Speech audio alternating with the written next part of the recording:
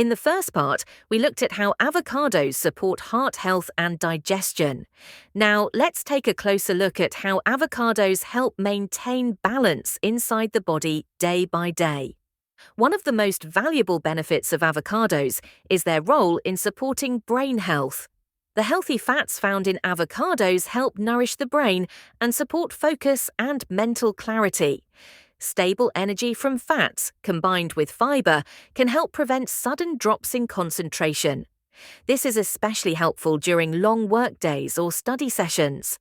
Avocados also play a role in supporting blood sugar balance.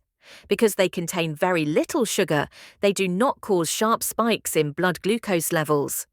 When eaten with other foods, avocados can help slow digestion, creating a more balanced response inside the body. Another quiet benefit of avocados is their potassium content. Potassium supports healthy muscle function, fluid balance, and overall cardiovascular stability. Over time, this contributes to a sense of physical balance and reduced fatigue. Avocados also contain antioxidants that help protect cells from daily stress caused by lifestyle and environmental factors. But like all healthy foods, the key with avocados is moderation. Avocados are not meant to replace meals, they are meant to support them.